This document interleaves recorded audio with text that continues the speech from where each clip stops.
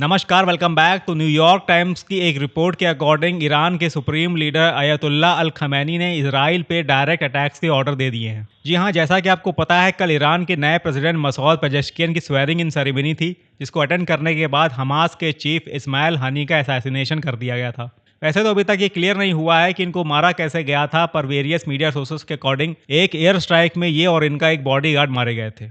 अच्छा, बड़े अचरज की बात है कि कितना आसान है इजराइल के लिए कि ईरान के अंदर घुसकर ईरान की एयर डिफेंस को भेद कर हाई सिक्योरिटी जोन में जाकर किसी एक पर्टिकुलर बिल्डिंग को टारगेट कर कर प्रिसाइजली एक किसी रूम में मिसाइल मार देना। देखिए, इजराइल की इंटेलिजेंस एजेंसी इस तरह के असैसिनेशन पहले भी कर चुकी है, पर वहां कोडेड तरीके से एक हिटमैन स्टाइल में छुप के जाकर जहर देना और फिर वहां से खिसक लेना, ये समझ में आता है।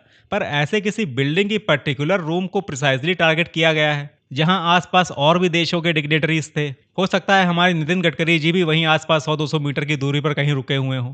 मतलब एयर डिफेंस, रेडार, दुनिया भर के तंत्र मंत्र होने के बाद भी ईरान उस मिसाइल को इंटरसेप्ट करना तो दूर, उसे सूंघ तक नहीं पाया। इनफैक्ट ये तक पता नहीं लगा पाया कि वो मिसाइल ईरानियन बॉर्डर्स के बाहर से आई थी या फिर F-35 पहले पूरे तेहरान में घूमा, फिर जब टाइम हुआ तो पायलट ने सोचा चलो टाइम हो गया, अब जाके मिसाइल माराते हैं। मतलब क्या यार, इट्स क्वाइट इंप्रेसिव। मतलब यहाँ मैं यूजुअली अनबायस होकर अपने व्यूज और एनालिसिस रखता हूँ, पर इजराइल की इस अदा का कोई भी फैन हो जाए। खैर, तो खबर यही है कि ईरान फिर से इजराइल पे 14 अप्रैल जैसा मिसाइल बरसाने वाला है। हो सकता है इस बार 300 के बजाय 3000 हो, पर मेरे ओपिनियन में इससे ज़्यादा कुछ होगा नहीं। वजह एकदम साफ है, कोई भी फुल स्केल वॉर अफोर्ड नहीं कर सकता, और ईरान जैसी कंट्री तो बिल्कुल नहीं, जब उसकी इकोनॉमी ऑलरेडी सैंक्शंस की वजह से ट्रबल में है। और रही बात इजराइल अरब जैसे वॉर सिनेरियो की, जैसे पहले भी हुए हैं, तो सऊदी अरेबिया, यूएई, कतर, इनकी अमेरिका पे इतनी ज़्यादा डिपेंडेंसी है कि ये सिर्फ बोल सकते हैं, कर कुछ नहीं सकते। और सही भी है, इतनी मेहनत से इन देशों ने अपनी इकोनॉमी को खड़ा किया है। लाखों करोड़ लोग अलग अलग देशों से आकर यहाँ काम करते हैं, ना जाने कितने घरों के चूल्हे जलते हैं, और ऐसे में दो सनकियों की सनक को सेटिस्फाई करने के लिए खुद को ये लोग क्यों बर्बाद कर लें, और वो भी सिर्फ मुस्लिम ब्रदरहुड के नाम पर ठीक है, ईरान के लिए इजराइल को जवाब देना एक कंपल्शन है। इस वक्त ईरान के पास कोई और चॉइस भी नहीं है, ईरान को फेस सेविंग करनी ही है। लास्ट टाइम इजराइल ने जब सीरिया में ईरानी कॉन्सुलेट को गिराया था, तब ईरान ने जवाब दिया था, तो इस बार तो ईरान के अंदर घुस कर मारा है, और वो भी एक बहुत इन्फ्लुएंशियल आदमी, हमास के चीफ को। इसलिए ईरान को तो जवाब देना ही है।